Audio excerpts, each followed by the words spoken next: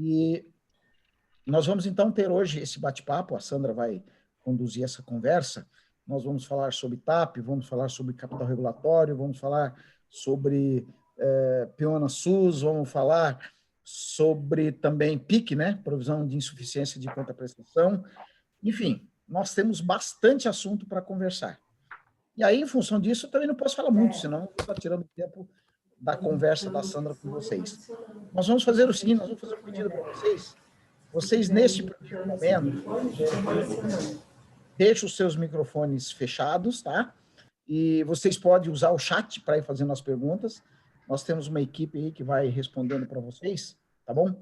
E aí, mas se for preciso, se a conversa estiver interessante, naquele momento você quiser conversar, você levanta a mão aí, pede a palavra, tal, a gente abre o microfone para vocês e vocês podem perguntar. Agora, preferencialmente, deixar para o final ou então ir fazendo a pergunta pelo chat, porque aí a Sandra já vai introduzindo a resposta na pergunta que vocês fizeram, tá bom?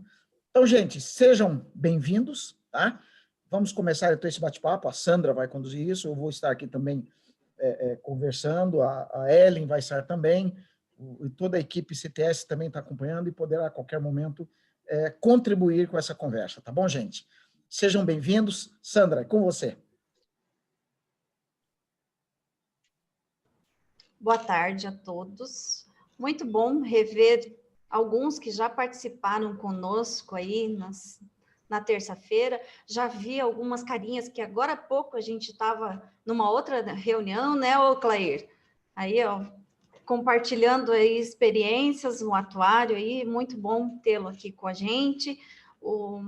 Então, é uma satisfação. E é claro, eu não vou ficar falando sozinha, senão vocês vão cansar da minha voz, porque tem a Ellen aqui também, ela gosta de falar, sabe? A formação dela é jornalista, vou tentar ser um pouquinho parecida com ela, mas eu acho que eu não consigo não, viu? Porque atuário, né, seu Pedro? Atuário é uma coisa de mais técnico, assim, então, Ellen, se eu for muito técnica aí, ó, vai quebrando o gelo, viu? Tá bom. Boa tarde a todos e a todas. É uma satisfação, né, nesse segundo dia de webinar. Agradecer primeiramente a presença de todos vocês. E para iniciar, a Sandra traz aí uma novidade forte, o Cleir que acompanhou também a reunião do IBA. A ANS pretende fazer algumas alterações na PEONA SUS que tem o início de vigência a partir de janeiro de 2021. Então, no decorrer da apresentação, a Sandra vai trazer para a gente aí o que é essa novidade dentro do setor. Então, tá. Então, vou começar compartilhando aqui. Hoje a gente vai começar na hora. Nos programamos aqui para fazer bem certinho. Vocês já estão conseguindo ver os slides? Sim, tudo certo. Tudo certinho? Então, tá bom. Então, vamos lá. Qual é o primeiro tema aqui, ó? Capital regulatório. Capital regulatório, ele era uma coisa muito esperada por nós atuários aí no mercado, por nós CTS, porque é uma forma da operadora ela avaliar melhor os seus riscos internos, né? A margem de solvência calculada, muitas vezes eu lembro, muitas vezes do seu Pedro falar assim, eu acho muito injusto a forma que é calculada essa margem de solvência.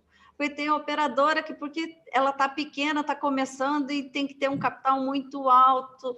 Então, era muito esperado pela classe atuarial aí, e veio essa normativa bem no meio do furacão, né? Iniciando o furacão.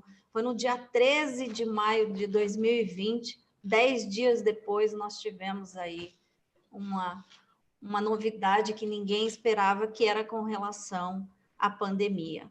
Nunca imaginávamos viver isso, mas veio juntamente com a tão esperada normativa do capital regulatório. Então, pincelando, porque eu acredito que a maioria de vocês já tem noção do que é, mas vamos aí só fazer uma revisão desse capital regulatório. Recente teve a RN 463, que ela complementou a 451, porque até então a 451 ela veio com a possibilidade da operadora a realizar, mudou algumas nomenclaturas, ela passou a se chamar capital regulatório, que é o limite mínimo do patrimônio líquido. O que era o PMA antes passou a ser chamado de capital base, Então, mudou essa nomenclatura, né, Ellen? Inclusive, mudou uma coisa bem legal que a Ellen vai falar, né, Ellen? As administradoras de benefícios se assustaram quando a Inés publicou a 451, porque a necessidade de PMA deu um salto. Então, a administradora de benefícios que tinha uma necessidade de patrimônio, de capital regulatório pequeno, passou a ter uma necessidade enorme, e com isso, elas começaram a sofrer o quê? A Inés emitia ofícios e tudo mais para as administradoras de benefícios em razão de insuficiência de patrimônio. No entanto, a 463, ela trouxe uma novidade.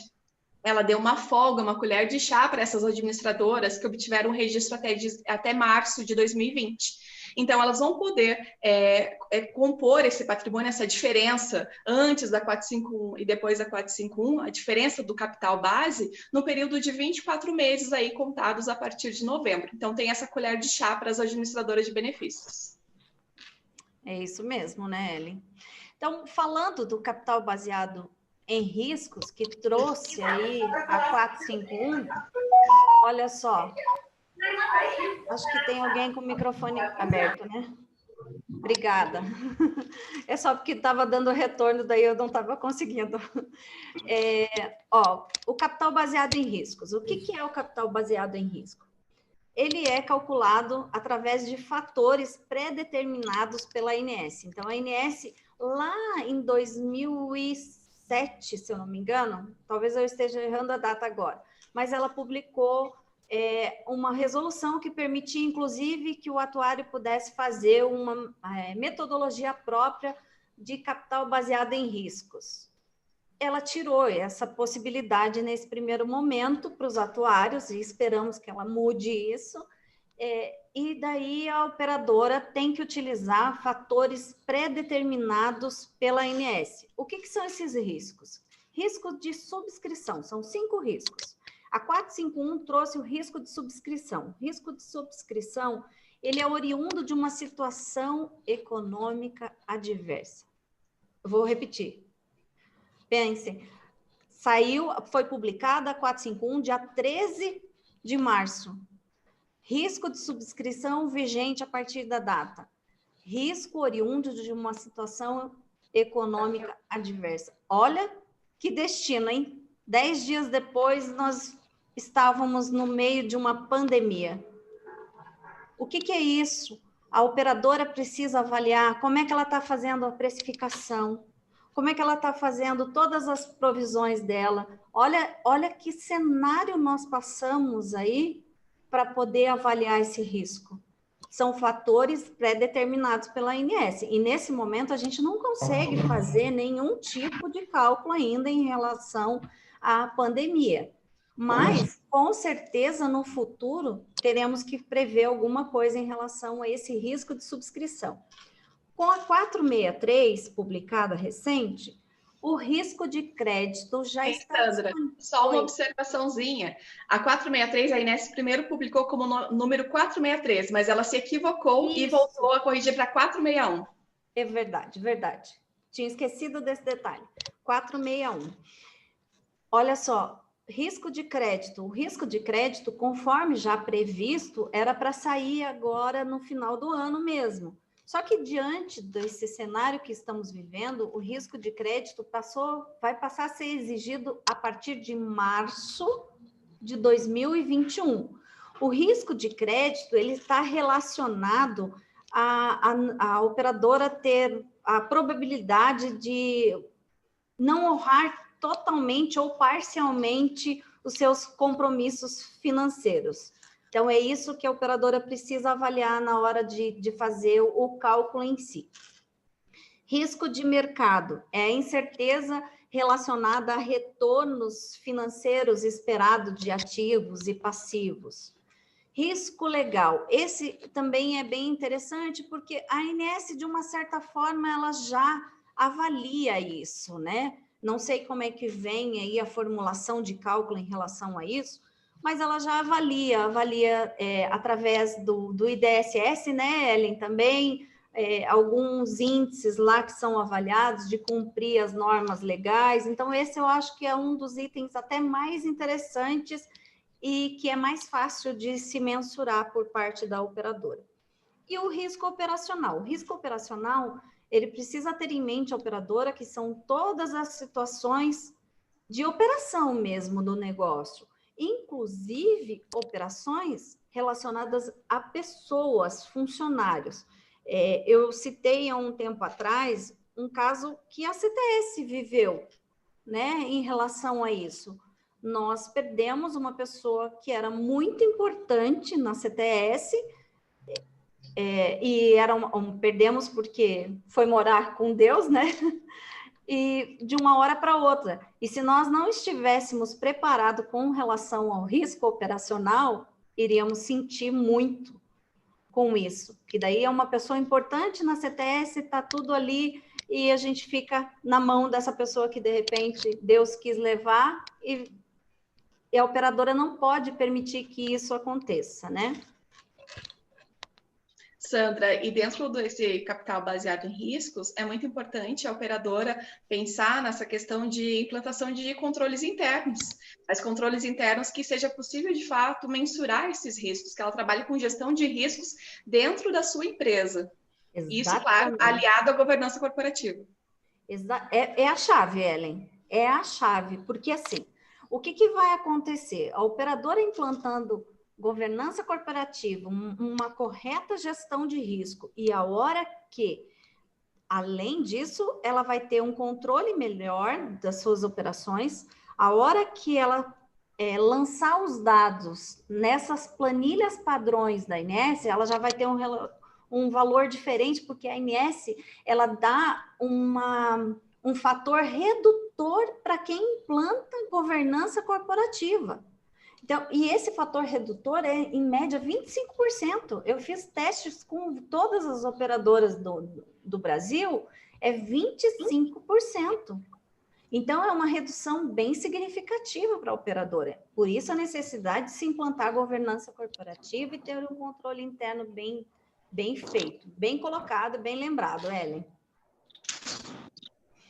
Então, aqui nós temos um mapinha, na verdade, né? De como procedeu todo esse processo da 451. Em março de 2020, foi publicada a 451, onde mudou a nomenclatura para CB, que é o capital base, aí tem a margem de solvência, que ela permanece a mesma, escalonada e tudo mais. Só que a ANS disse o seguinte... Escalonada para os operadores que têm direito a escalonamento, né? Isso mesmo. Nem todas têm direito.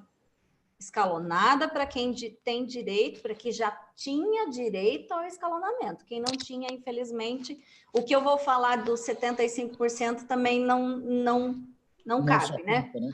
Não se aplica, exatamente. Então, aqui, ó, o que acontece? A ANS, com a publicação, ela disse assim, operadora, você que tem a possibilidade de fazer o escalonamento da margem de solvência, pode assinar um termo de compromisso. Esse termo de compromisso é que ela vai fornecer os dados necessários para que a ANS faça o recálculo lá do capital baseado em risco. E você congela a tua margem, congela o percentual, tá? Congela o percentual da margem de solvência em 75%. Só que para isso a operadora tem que calcular como? A partir do termo de compromisso assinado, ela tem que calcular o capital base, ela tem que calcular a margem de solvência congelada em 75% e ela tem que calcular o capital baseado em riscos. Neste momento, só tem o risco de subscrição. Embora ali, ó, se vocês verificarem, tem o risco de crédito, ele já foi publicada a norma, já tem a planilha para cálculo, mas ele só entra em vigor oficialmente em março de 2021. Então, no primeiro trimestre de 2021, a operadora já tem que calcular também o risco de crédito.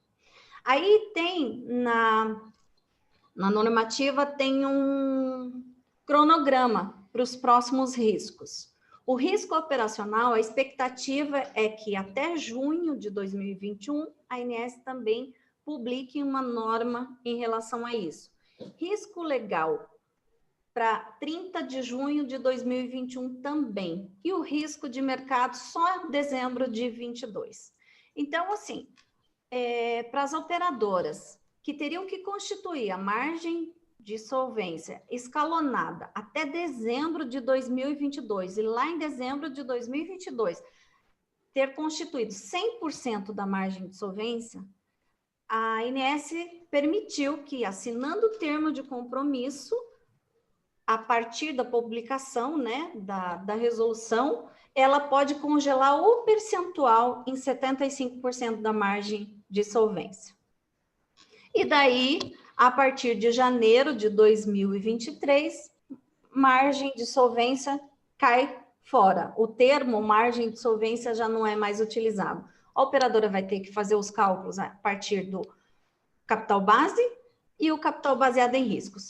Lembrando que, se no decorrer de agora, nós estamos em dezembro de 2020, até dezembro de 2022, quando ela calcular o capital baseado em riscos, e este for maior do que a margem de solvência, ela passa a adotar o capital baseado em riscos. Não é isso, seu Pedro? Isso mesmo, é isso aí. E, Sandra, assim, é importante, independente, a operadora pensa assim, mas só em janeiro de 2023 vou ter que me preocupar com a margem, com o capital baseado em riscos. Agora eu vou ficar quietinha no meu canto, não quero assinar esse termo, porque eu não sei como que vai impactar esses outros riscos, operacional, legal e de mercado, então tenho medo, tenho receio de assinar esse termo. Então, lá em 2023 eu vou me preocupar com isso. Você acha legal isso, deixar para a última hora, como o brasileiro tem o costume de fazer? De forma alguma, de forma alguma. O ideal é justamente fazer o contrário. Ó, a ANS... Opa, desculpe aí, Sandra. É que assim, se você fizer isso, você já vai começando a calcular o teu capital base baseado em riscos já dentro dos riscos, você já vai tendo ideia. Se você não faz isso agora, você pode chegar lá no final e ter uma surpresa. Exatamente. Então, você já vai fazendo isso, você já vai se habituando com os cálculos, já vai acompanhando, chega no final lá, é uma transição muito tranquila, você não vai ter nenhum sobressalto, tá? Com referência ao seu capital baseado em risco. Exatamente. O ideal é ir acompanhando. A Ellen colocou bem certinho, né? Brasileiro deixa para a última hora, mas nós precisamos adotar uma cultura diferenciada, não ter medo das coisas, né? Porque essa é uma forma de ter medo de fazer o cálculo ali e ver uma surpresa. Mas esse medo, muitas vezes, faz com que a gente tome decisões diferentes. Veja, a possibilidade que a ANS deu para que as operadoras façam governança corporativa, para ter um maior controle do seu negócio, para conhecer melhor o seu negócio, porque às vezes a operadora pode pensar assim, poxa, mas eu tenho, a minha operadora é pequena, para que eu vou implantar isso? Não é exigido para mim porque eu sou pequeno. Não, é justamente ao contrário, né, seu Pedro? Inclusive o seguinte, quando ela colocou a norma da governança, ela tem lá os motivos, né? Então, ela elenca uma série de motivos que leva ela a adotar, que leva ela a publicar uma norma. E um dos motivos que ela colocou é de que a grande maioria das operadoras que foram extintas, que encerraram atividades, foram liquidadas, a grande maioria era problema de gestão. Então, por isso, essa questão dos riscos, você acompanhar todos os riscos, subscrição, crédito, operacional, legal e mercado, vai fazer com que as operadoras tenham a sua administração na mão e vai evitar que ela tenha qualquer sobressalto. Então, desde já, quanto mais cedo você começar a adotar todo esse critério do seu capital baseado em risco, tanto melhor. E quando você implanta a governança, você vai ser obrigado a fazer todo o acompanhamento de todos esses riscos de forma muito profunda.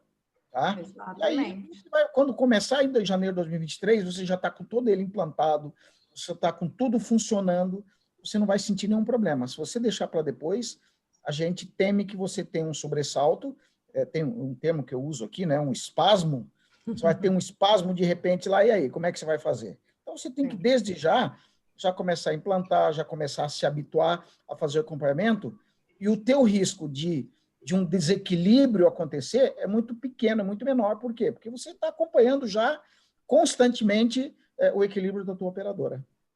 Exatamente. Esse é um tema que a gente tem muita coisa para falar, né? Eu imagino, eu não estou acompanhando aqui, eu imagino que tenha sempre dúvidas com relação a esse tema, mas nós estamos sempre aqui à disposição para ir falando, né? Para ir orientando, temos aí um setor, né, seu Pedro? A CTS também se adequou a isso, para auxiliar um setor de governança corporativa, tem uma equipe preparada para isso, não é verdade? Isso, nós estamos já, tem algumas, para vocês terem ideia, tem algumas operadoras aí, nós temos aí mais de 10 operadoras que já estão trabalhando com a adoção da governança. Nós já estamos trabalhando com eles aí há mais de 6 meses, alguns estão com 9 meses já, trabalhando com a implantação, não levando em conta a obrigatoriedade, mas sim a necessidade. Eu falo sempre, né, porque a norma diz que a governança é obrigatório para quem tem mais de 20 mil beneficiários, aí eu digo assim, obrigatório para quem tem mais de 20 mil e necessário para quem tem menos de 20 mil. Por quê? Porque você vai ter o controle absoluto da sua operadora. O seu risco de fechar, o seu risco de você ter sobressaltos é muito menor. Por quê? Porque você vai ter a administração integral da tua operadora nas mãos. Então, vamos passar... Opa, desculpa. Só sobre isso ainda, sobre a questão dos riscos, das operadoras se anteciparem em observar e dar uma atenção especial, por mais que você não firme o termo de compromisso, ou porque não se aplica, ou porque não é o que você quer neste momento, acompanhe o nosso extrato do DIOPS, que a gente encaminha trimestralmente, que tem as simulações dos riscos, já de subscrição e de crédito. E aí a operadora pode fazer um comparativo com a margem de solvência. Exatamente. Já tem lá uma simulação. Essa simulação, ela está com um valor praticamente igual ao necessário, então aproveitem, né, explorem bem o nosso extrato, né, Helen? Então, vamos passar para outro tema? Teste de adequação de passivo. O que é isso, né? Então, vou colocar a parte aqui de introdução. Quem introduziu o que é esse teste de adequação de passivo? Ele surgiu no Canadá, tá? O IAA, ele, que é a parte atuarial lá, ele implantou já o teste de adequação do passivo, que gerou um documento, o IASP 06. Aí o Reino Unido, na sequência também, veio aí com a documentação IFRS 4. Esse é um documento que no Brasil já está muito familiarizado, inclusive as seguradoras já estão totalmente familiarizadas, já se fala em IFRS 17, só para vocês terem uma ideia. Então, o 4 é lá o início. No Brasil, o que aconteceu? Veio o pronunciamento técnico de 2008, pronunciamento técnico contábil com relação a isso, a CPC 11. Aí veio a CVM também em 2008, por força, inclusive, das seguradoras, tá? As seguradoras já começaram com a parte de implantação de capital baseado em riscos, lá em 2010, elas já começaram a implantar, só que foi diferente da INS. A INS deu um prazo muito pequeno em relação à implantação dos riscos. A SUSEP, ela deu um prazo maior, então a cada 2 anos ia se implantando o risco. Para a seguradora funcionava assim, né, seu Pedro? Não sei se o senhor lembra. Lembro. Era... Um ano ela ia fazendo teste para o próximo ano começar a adotar. Então, e olha a diferença da INS, né? Ela deu 2 meses aí. Se a gente parar para pensar, o risco de crédito publicado agora, e a partir de março já tem que começar a constituir. Então, 2 meses. Ela está praticamente aí com 2 anos para implantar os 5 riscos. E a SUSEP foi mais gradativo esse processo, né? O único detalhe é que a SUSEP começou bem antes, né? Ela começou bem antes e foi lentamente. A INS foi deixando, e agora que ela implantou, ela já deu um prazo bem curto para que tudo estivesse implantado aí num prazo menor. Exatamente. Então, tudo isso, por que eu estou falando de novo dos riscos no meio da apresentação do TAP? Porque eles estão relacionados. tá? Eles estão totalmente relacionados. Aí veio aqui a circular SUSEP em 2015, mas ela também, aí ela passou a exigir aqui o TAP, né? Nós estamos falando, eu falei dos riscos da CVM, falei do pronunciamento, mas eles estão interligados, eu vou comentar agora na sequência. Aí veio a ANS com a 435, né, de 2018, exigindo que as operadoras passem a constituir, a realizar o teste de adequação de passivo. Aqui, o teste de adequação de passivo nada mais é do que avaliar se o passivo por contrato está adequado. Então, é através de fluxos de caixas que a operadora faz. A CPC 11, ela já diz o seguinte, ó, se você verificou que está inadequado, você deve reconhecer essa deficiência já no resultado. Por que a gente comentou agora dos riscos e TAP? Na verdade, quando você tem controle dos seus riscos total, quando você vai avaliar o TAP, você tem que avaliar como um todo a operadora. Você tem que avaliar a tua situação, receita, despesa, as tuas provisões técnicas, se elas estão adequadas com as tuas receitas e despesas. Todos os riscos que você tem dentro da operadora precisam ser avaliados também. E com isso, o TAP, você faz um teste de adequação de tudo isso e verifica se está tudo ok ou não. Aí, como que trouxe a 435? Ela disse o seguinte, ó, para operadoras com menos, na verdade, ela não está desta forma na 435, mas é a interpretação que a gente faz pela leitura. Operadoras com menos de 100 mil vidas, elas podem realizar o teste, e como o seu Pedro acabou de citar, né? Deve, né, seu Pedro? Deve avaliar o TAP como forma de gerenciamento dos riscos dela, como forma de gerenciamento do negócio. Já as operadoras com mais de 100 mil vidas passam a ser obrigatórias a constituição do TAP. Então, a partir do exercício 2020, operadoras que possuem mais de 100 mil vidas precisa constar em nota explicativa do balanço a realização do teste. Nesse momento, no ano de 2020, a operadora não precisa constituir, se foi apurado pelo teste de adequação de passivo. Se foi apurado uma insuficiência, ela não precisa aportar nesse momento. Ela disse o seguinte, operadora com mais de 100 mil vidas, é obrigatório você demonstrar que fez o teste e colocar nas notas explicativas. Só que você fez. Agora, a partir do exercício 2021, aí não vai ter mais choro, né? Ela vai ter que constituir. Olha, gente, cabe só lembrar para vocês aí de que quando você fala aqui que é a partir do exercício 2020, é agora, tá acabando, gente. né? Não é assim, você pode estar pensando, acabando, né? Você está ouvindo 2020, mas está pensando em 2021. Não, é agora, no final, daqui 20 dias, encerra o exercício e você já tem que adotar o TAP neste balanço agora. Lógico, para quem tem mais de 100 mil beneficiários, tá? Então, e para isso... Já tem mais de 100 mil. E para isso é essencial o quê? Banco de dados, né? Uma base de dados consistente, que é o calcanhar de Aquiles de toda operadora. A gente sabe da dificuldade enorme que as operadoras têm com base de dados. Sem banco de dados, não tem como fazer o TAP. Quem tem mais de 100 mil beneficiários, então, gente, já comece a correr atrás agora, porque, na verdade, você já está atrasado, você já deveria estar funcionando há muito tempo. Mas se você não fez ainda, você está enquadrado nesse grupo, você tem que correr muito agora, porque você tem que pegar todo o banco, fazer com que o teu banco de dados já esteja pronto, se não tem que correr atrás, porque fundamental para o cálculo da TAP é banco de dados. Exatamente, seu Pedro.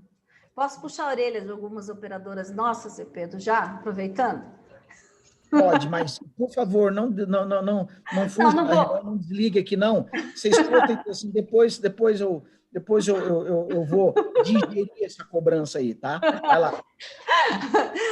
Não, mas brincadeiras à parte, mas a gente precisa, né? Precisa fazer o cálculo, precisa, e nesse momento não é obrigatório constituir nada, mas vocês vão ver aqui na sequência como que é complexo essa parte do cálculo do TAP. Não é simples, não tem uma forminha de bolo, né, Ellen? Não tem. É isso mesmo. Cada operadora é uma situação específica e vai precisar ser analisada dentro das condições dela, dentro do que ela traz de base de dados mesmo, de acordo com a sua realidade. Então, não é totalmente diferente. Até mesmo o capital baseado em riscos, ele vem trazer a realidade de cada operadora, diferente da margem de solvência, que tratava todas de forma igual, né? Considerando apenas o volume de receita e de despesa. Agora não, agora serão avaliados outros quesitos e principalmente a responsabilidade da operadora referente à sua qualidade e consistência dos seus dados. Porque tem operadora que se dedica tanto para transmitir para a agência dados mais fidedignos possíveis e ela não tem nenhum retorno. E agora, com o capital baseado em risco, com o TAP, elas certamente vão ter esse retorno dentro da sua necessidade de capital regulatório. Acho que vocês já perceberam que a questão da margem de solvência, ela é muito simplista, é um cálculo muito simplista. Ela consideram iguais os diferentes. Uhum. Você tem operadoras completamente diferentes em termos de controle, em termos de gerenciamento, enfim, com todo um processo completamente diferente. E a Inés tratava exatamente igual a todos eles, através da margem de solvência. Agora, através do capital baseado em risco e através do TAP, não, aí você vai utilizar todas as características de cada um deles. Tanto é que você olhar, ali ele fala da questão do TAP, ele tem que ser levado em conta contrato a contrato. Exatamente, então, na verdade, é uma análise profunda da operadora. Então, aí ela deixa de considerar iguais os diferentes e passa a considerar cada uma dentro das suas características. Você vê, os aspectos gerais para a realização do TAP é justamente isso, tem que fazer, ela permite agrupamento por contrato de características similares, com segregação mínima sendo individual familiar, coletivo por adesão, coletivo empresarial e o que é de corresponsabilidade assumida. Mas olha só, eu tenho que fazer um TAP para um horizonte de estimativa de 8 anos. Não é 1 ano ou 2. Só que, seu Pedro, lembra da história, da estatística que tem aqui? E Ellen, quanto que eu falo sobre isso?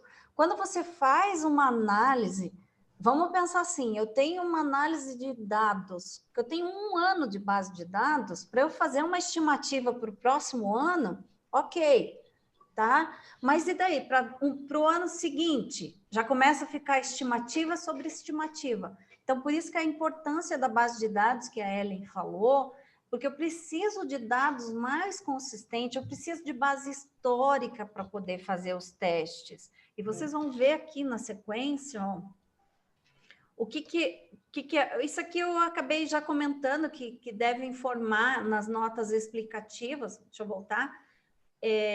A realização do TAP, tá? Já comentei, aqui está só formalizado.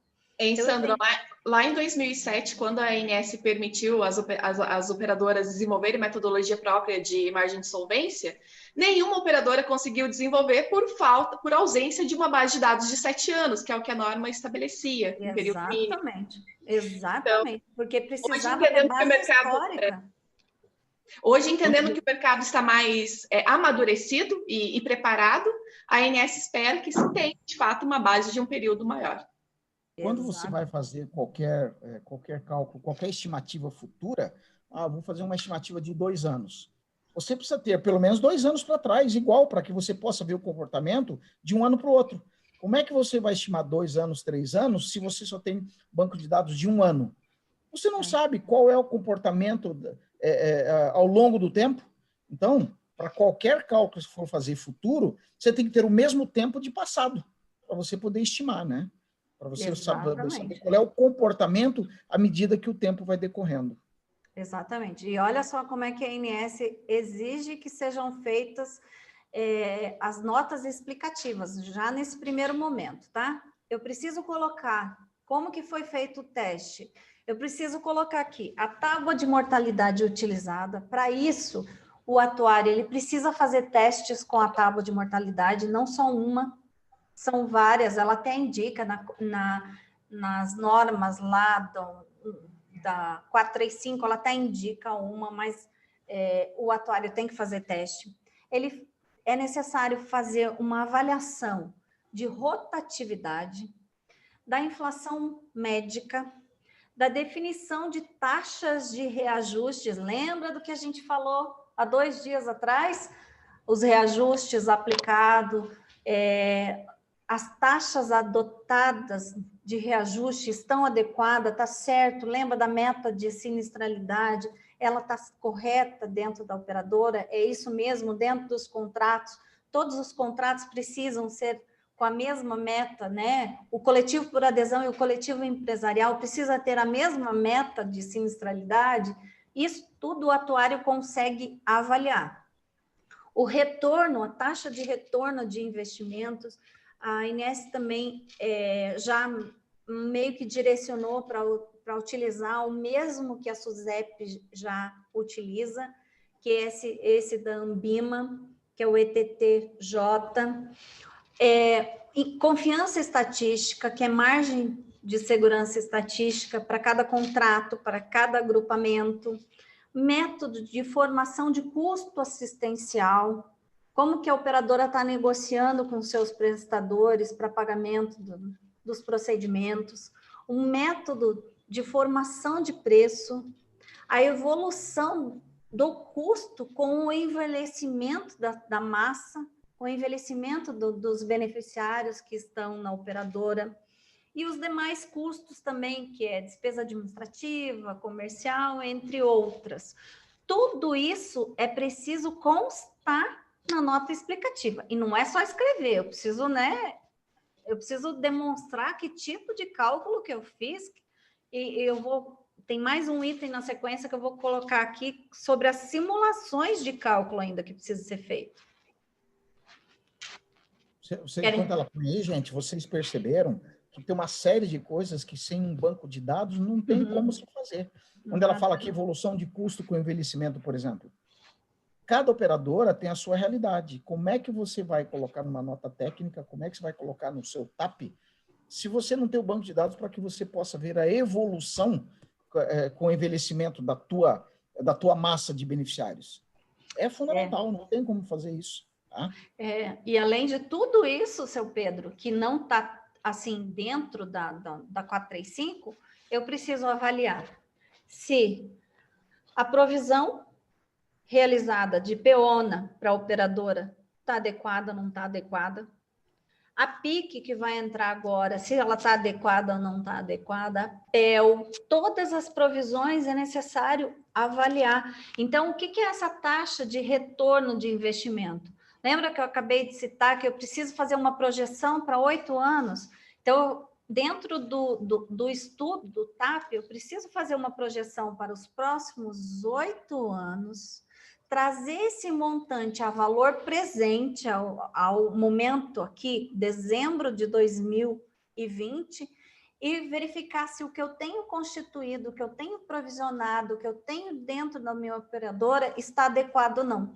E se não estiver adequado, aí tem que fazer a constituição e o aporte imediato para as operadoras, é claro, vou repetir, para as operadoras de grande porte, nesse momento, só precisa comunicar.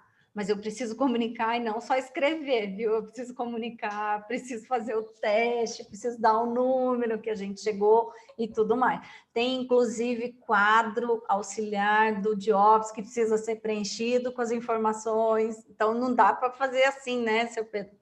Chutar lá e vamos mentir, né? De que lado vem o vento, não dá. Não dá. Hein, Sandra, você até mencionou, né? Então, é obrigatório para as operadoras acima de 100 mil vidas. Ah, minha operadora é de pequeno porte, eu estou longe de atingir esse número. Então, não quero me preocupar com isso. Mas, como você mencionou, é uma ferramenta importante para a gestão de riscos, para o gerenciamento de riscos, né? É uma ferramenta que com certeza vai dar subsídios para a operadora analisar tudo isso de forma mais detalhada e profunda dentro da sua operação. Ô, seu Pedro, eu acho que nesse momento até caberia uma coisa bem legal aqui, porque nós estamos falando de banco de dados, nós estamos falando de dados de operadora. O senhor não quer contar aí uma novidade da CTS? Bom, vamos lá, né? Vou jogar aí uma novidade da CTS aí. Bom, vamos ver se é a mesma, né? Que eu vou falar, a gente não combinou e tal, mas... É verdade, eu não combinei mesmo, tá? Vocês viram que é um bate-papo mesmo. O que a gente tem de novidade é que nós estamos iniciando o trabalho de LGPD. Era essa que estava se referindo, né? Então, o que acontece? As operadoras trabalham muito com banco de dados e trabalham com informações do beneficiário. E é fundamental que, a partir desse momento, esteja pensando na questão da LGPD, né? Que é a questão da segurança da informação, confidencialidade da informação. E as operadoras, como eu acho que é uma das principais instituições do mercado, que tem que se preocupar, porque ela tem muita informação, e a LGPD tem uma questão lá que vocês vão se acostumar a ouvir muito, que é a questão de dados sensíveis. E a operadora trabalha muito com dados sensíveis, que é um assunto que é tratado com muita profundidade na LGPD. Então, não só todas as operadoras, o mercado como um todo, todas as empresas brasileiras vão se adequar. Mas como nós trabalhamos com as operadoras, então é para vocês que nós estamos falando. Opa, cortou, acho que seu microfone. O áudio. Ok, voltou, né? Isso. Voltou. Então, as operadoras trabalham com muitos dados sensíveis. Então, vocês vão ter que trabalhar com isso, tá? Então, nós já estamos com a equipe formada, já estamos trabalhando com LGPD, tá? Então, qualquer coisa, converse conosco a respeito, a equipe está à disposição para conversar com vocês a respeito disso, tá? E, inclusive, né, seu Pedro, para que nós possamos passar essa segurança para os nossos clientes, né? Que a CTS também está preocupada com isso. Ela está preocupada porque ela trata dos dados das operadoras. Então, para que vocês também tenham essa segurança. A primeira coisa que nós tivemos que fazer é adotar a LGPD dentro da CTS. Então, não se preocupem que nós já estamos com a implantação da LGPD dentro da CTS, porque nós também trabalhamos com informações, e todas as operadoras têm que fazer o trabalho de LGPD dentro da sua operadora. Isso não tem como, porque a operadora é muito exposta, porque ela tem muita informação confidencial que ela precisa tratar isso e precisa saber como tratar esse tipo de coisa, tá? Então, nós estamos à disposição de vocês aí sobre LGPD, pode falar com a gente, tá? Isso aí. Então, tá. Ainda, o que é a simulação de cálculo? Eu vou voltar, só para relembrar aqui, eu mostrei o que precisa constar em nota explicativa, todos esses itens, né? Aí, aqui, simulação de cálculo. Então, o atuário vai ter que definir a metodologia, ele precisa fazer a estimação de todos os cenários necessários e realizar testes de estresse para cada uma das premissas. Teste de estresse, eu vou voltar. Então, eu vou colocar... esse teste de estresse. Pensa, né? Nós já não estamos estressados nem um pouco com a pandemia, né? Ninguém está estressado. Agora vou estressar dado ainda, né? Para variar. Testar qual o nível do seu estresse com tudo isso aqui. Exatamente. Então, eu vou pensar assim, eu vou voltar aqui dizer e vou citar justamente que foi o tema nosso há 2 dias. Taxa de reajuste. Está adequado? 80% de meta de sinistralidade é adequada? 70% é adequada?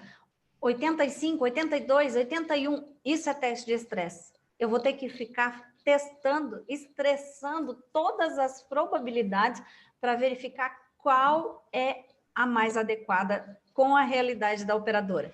Eu preciso estressar o custo assistencial, como que é a formação do custo assistencial. Eu preciso fazer teste de estresse de qual é o intervalo de confiança melhor de margem de segurança estatística a ser adotado no TAP. Tudo isso eu preciso fazer. E não é para um item, são para todos os itens.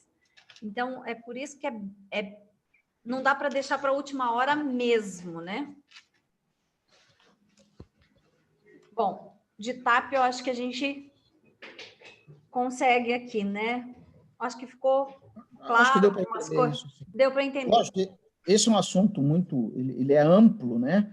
E aí não vai ser em meia hora de conversa que a gente vai esgotar esse assunto. Então, gente, esse assunto é bem profundo e nós estamos depois à disposição de vocês para a gente, de repente, se aprofundar mais, dúvidas que vocês tiverem, tá? E nós temos ainda aí mais alguns assuntos interessantes que a gente precisa ver, mas estamos à disposição de vocês para esclarecer mais a respeito disso, tá? Algumas perguntas, de repente, mais específicas, pode fazer, que nós estamos à disposição de vocês, tá? Então, lá, vamos em frente. Vamos falar agora sobre as novas, que nem são novas assim, né? Provisões técnicas. Há 2 anos elas estão ali martelando já, né? Ela é nova porque entra em vigor agora, mas que ela já vem sendo apresentada já faz mais de um ano aí, quase 2 anos. Exatamente. Ela saiu lá, RN 442, que alterou a 393, né? Incorporando 2 novas provisões que passam a ser exigidas já a partir de janeiro de 2021.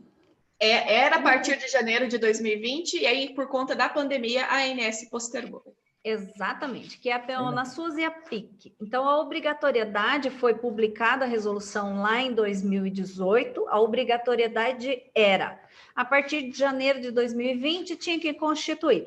Eu tenho certeza que todas as operadoras passaram a constituir a provisão, janeiro, fevereiro e março, né? Diluída em 36 meses. Mas... Você acredita que todo mundo fez, será? Mas, seu Pedro, eu acredito. Tanto acredito que a gente fez as análises lá. Aí, o detalhe é que não deu tempo a Inés verificar, porque ela ia começar a verificar a partir do DIOPS do primeiro trimestre, mas daí veio a pandemia e ela achou por bem não pegar ninguém de surpresa e já prorrogou. Mas eu acredito sim, seu Pedro, que pelo menos janeiro e fevereiro foi constituído pelas operadoras. Acredito.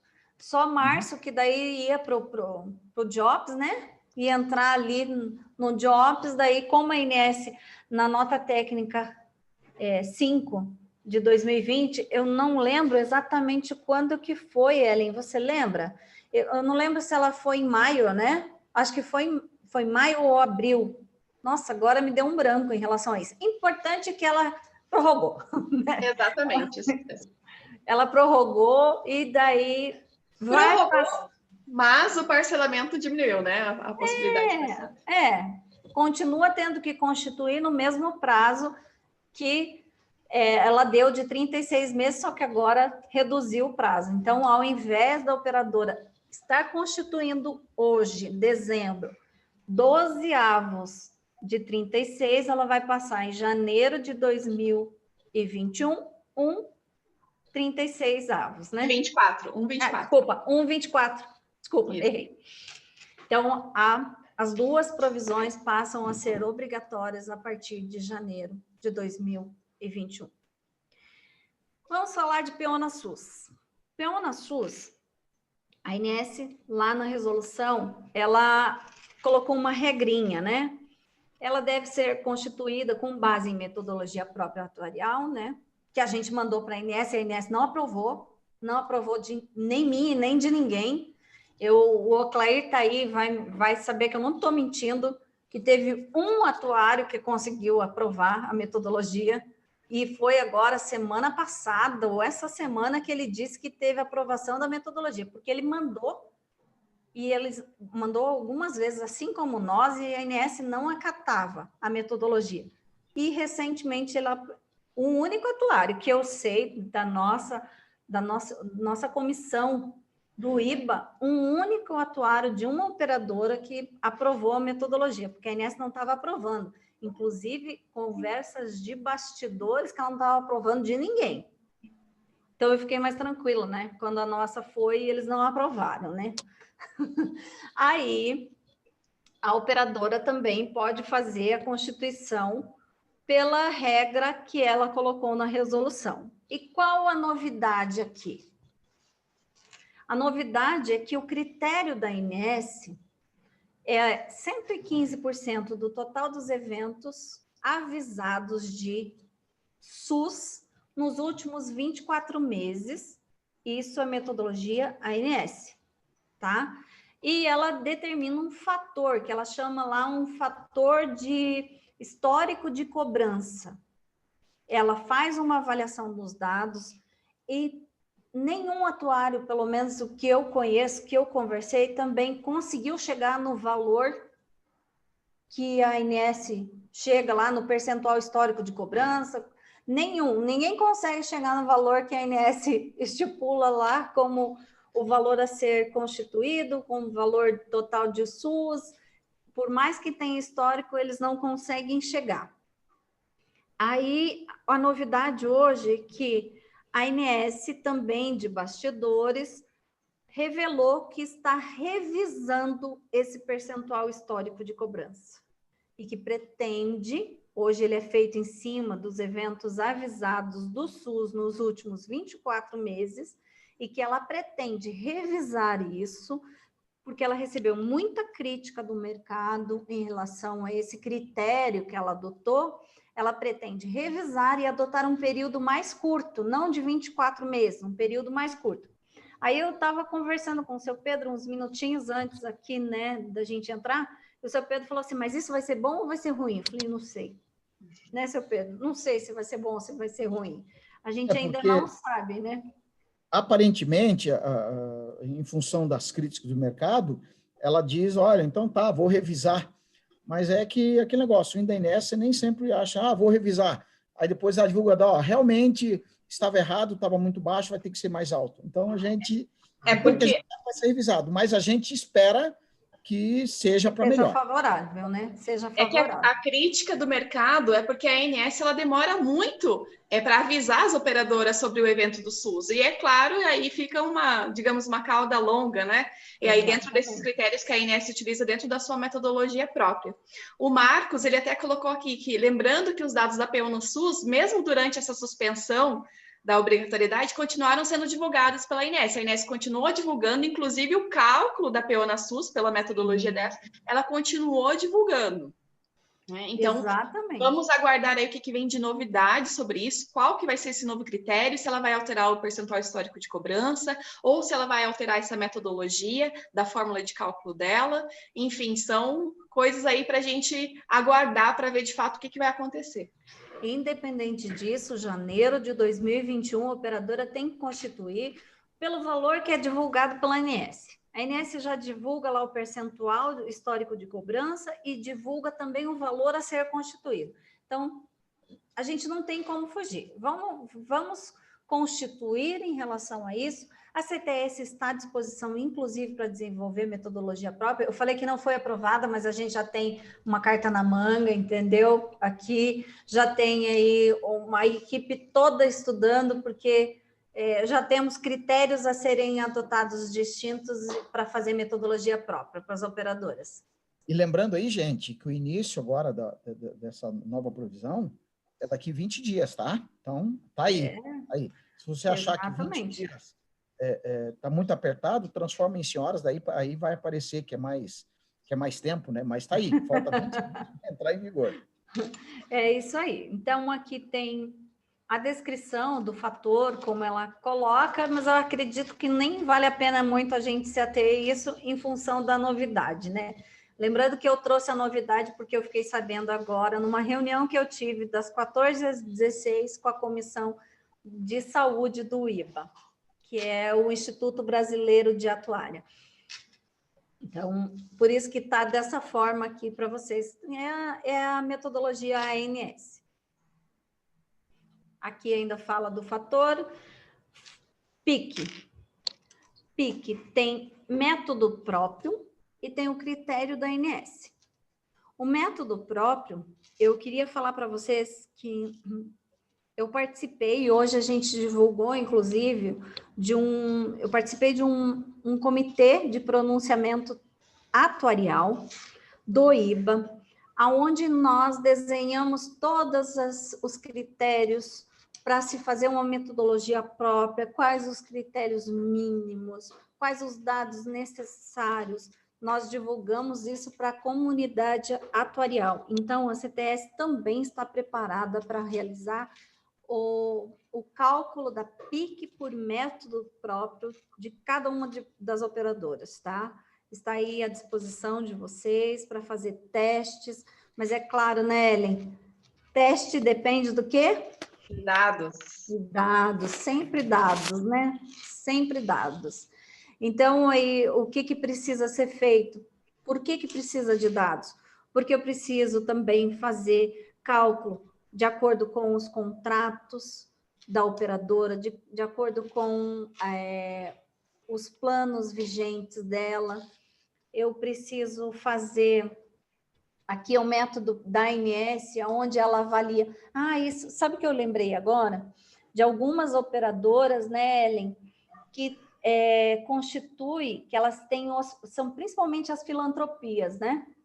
Que tem aí, junto à movimentação, tem a despesa administrativa de hospitais. Isso que está elevando a PIC, né? Está elevando demais a PIC. Então, quanto maior as suas despesas, o que é? Basicamente, o que é? É um índice combinado aqui, a questão da PIC. Ela avalia as tuas despesas, ela avalia a tua receita para verificar se está adequado ou não. Se não estiver adequada, você vai ter que constituir. Aí, vocês podem perguntar o seguinte, Sandra, mas aí é tranquilo, né? Tá tranquilo. Esse ano, como nós falamos, teve uma redução aí de sinistralidade. Então, a probabilidade de ter uma insuficiência de contraprestação acabou ficando menor. Mas e daí? Como é que a gente fala a respeito da ausência de reajustes? Né, Ellen? O reajuste que deixou de ser aplicado nos meses de setembro, outubro, novembro e dezembro. O que isso gera? Não é só o reajuste em função do aniversário de contrato, o reajuste também em função da idade, da mudança de faixa etária. Essa ausência de contraprestação, ela vai gerar uma insuficiência. Ela vai gerar, foi aplicado o reajuste errado, vai gerar. Negociações, pode falar, Ellen. Só falando, por que vai gerar essa insuficiência? Mas foi suspenso, o ano que vem a gente vai cobrar, mas é porque pega histórico dos últimos 12 meses. É por isso. Exatamente. Então, histórico dos últimos 12 meses vai se levar esse histórico até agosto de 2021. Ela vai levar aí, olha, 8 meses dentro do ano de 2021, 8, vai levando, não só. Vai ter um resquício, na verdade, até novembro, né? Até novembro de 2021 vai ter um resquício dessa ausência de contraprestação. Gente, olha só, a questão da PIC, o próprio nome dela vocês percebem, provisão de insuficiência de contraprestação.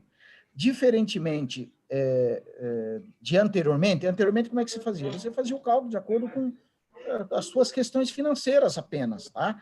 Você olhava o teu resultado, via quanto é que você precisava, via a sinistralidade, só isso. Quando você trata de PIC, a PIC olha muito mais do que a simples sinistralidade. Ela olha uma série de coisas, reajustes não efetuados, vai olhar a despesa administrativa, por isso que foi falado aqui que caso de filantropias que utiliza a mesma estrutura da entidade, e aí a tua despesa administrativa ela fica inflacionada, você precisa segmentar, você precisa olhar uma série de coisas quando se trata da PIC. E uma outra coisa, quando você faz o cálculo da PIC e identifica insuficiência, você já tem que começar a fazer, a constituir essa provisão. Diferentemente de anteriormente. Anteriormente, o que acontecia? Você tinha insuficiência, deu prejuízo, não tinha problema. Você tinha gordura no teu patrimônio líquido, não tem problema. Você tendo patrimônio, não tem problema. Você tem gordura para queimar. A PIC agora não. Quando ela mostrou que você tem uma insuficiência de contraprestação, você já tem que começar a corrigir. Então, isso vai impedir que as operadoras quebrem muitas em função de estar deixando o tempo correr, o resultado furado, mas não tem problema, eu tenho gordura para queimar. Não, com a PIC agora não. A PIC mostrou, tenho insuficiência de contraprestação. Utilizando todas essas informações, eu já tenho que começar a constituir. Isso vai impedir que você quebre uma série de coisas. Então, gente, para mim, uma das mais importantes provisões é essa PIC. Olha, seu Pedro, e inclusive a gente pode pensar assim, não, são só as despesas da operadora. Mas e daí? O que acontece? A operadora vai lá, teve um problema agora, nós estamos vivendo um cenário atípico, teve problema de gastos, despesas que não estavam previstas, deixou de fazer algumas? Deixou, mas foram realizadas outras, sequelas do Covid. Isso não estava previsto na hora de fazer uma precificação, não tinha lá, por mais que seja uma fisioterapia, o beneficiário teve Covid, ele teve problemas, ficou internado ou não, tem uma série de histórico aí agora de sequelas de pessoas que precisam fazer reabilitação, isso não estava previsto na hora de precificar, como não está previsto na precificação, vai faltar. É insuficiência de contraprestação. Não é assim. E outra coisa, então, o que acontece? De repente, algumas operadoras tiveram, neste primeiro momento da Covid, uma melhora de resultado, em função do cancelamento dos procedimentos eletivos. Então, de repente, você acumulou um pouquinho mais. E aí você fica feliz da vida. Opa, me sobrou dinheiro, minha sinistralidade diminuiu, mas espera aí, você ainda tem aí para frente para saber ainda o que vai acontecer. Vai começar a aumentar a sinistralidade? Vai, com toda certeza. Talvez não vai ser para efetuar todos os procedimentos que deixaram de efetuar, as pessoas não irão efetuar. Mas, a partir do momento que ele aumenta um pouco, você vai dizer, mas eu tenho bastante gordura para queimar. A PIC evita isso.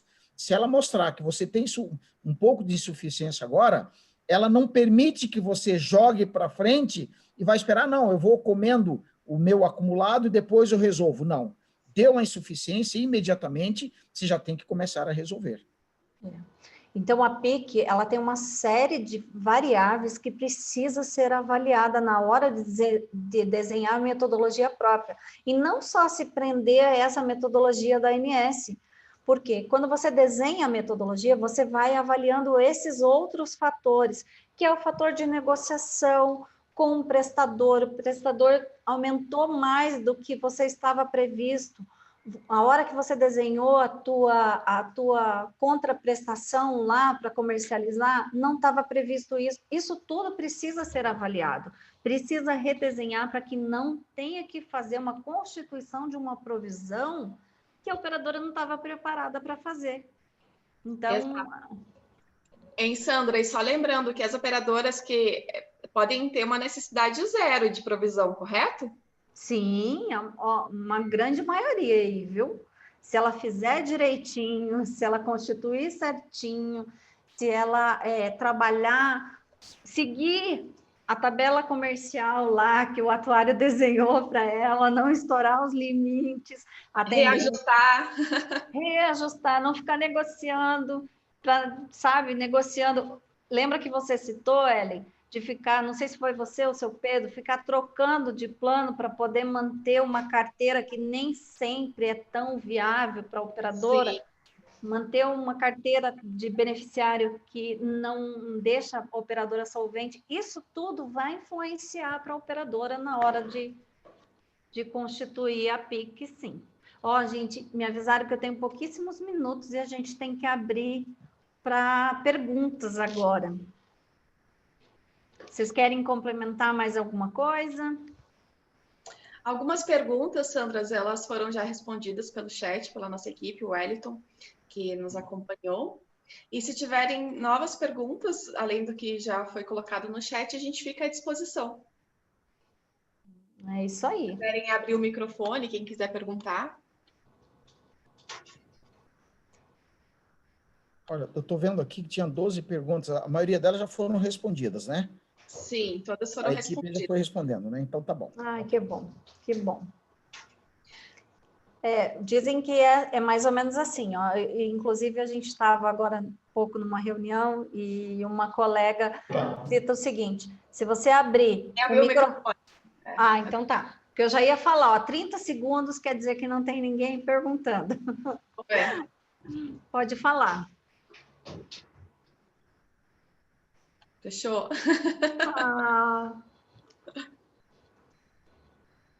Tem perguntas. Eu acho que não tem perguntas, não. Acho que ficou bem claro para todos. Ai, que bom. Mas é isso. Espero que tenham gostado aí. Estamos à disposição.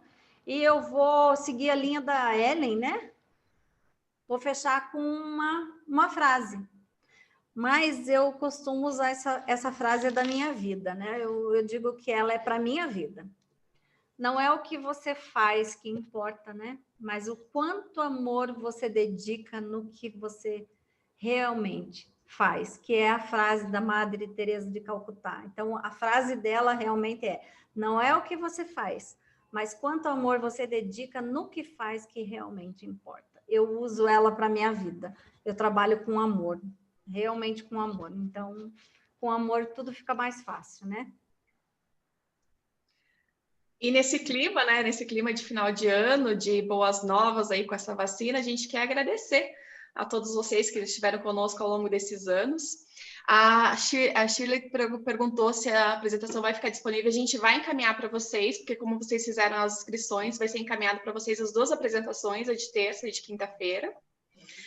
Então, agradecer a vocês por esse ano e preparados aí para o novo ano, para o ano de 2020 que vem aí, renovados de esperança, de energia. E também a CTS está à disposição com vocês na LGPD, que é um setor novo que a CTS está implantando, e governança, e com a equipe técnica aí que você já conhece ao longo de todos esses anos, e a Atuarial também. É isso aí. Muito bem, gente. Muito obrigado aí pela participação de vocês, tá? Agradecer a Sandra e a Ellen que se dedicaram a fazer essa apresentação. E a todos vocês aí que dedicaram tempo para participar com a gente. Muito obrigado por isso e queremos desejar para vocês aí um 2021 melhor que 2020, né? Para as operadoras, 2020 foi um bom ano. Não vamos dizer que foi ruim, não. Mas para as pessoas, para as famílias, foi muito difícil. A gente quer desejar para vocês aí um 2021 melhor, né? Para as operadoras e para vocês também pessoalmente, porque as operadoras são vocês. Os nossos clientes são vocês. É com vocês que a gente está diariamente. Então, a gente deseja que tenhamos aí juntos um ano de muito sucesso e muitas coisas boas, tá? Tem todo esse processo novo que nós estamos nos estruturando para atender tudo isso, tá?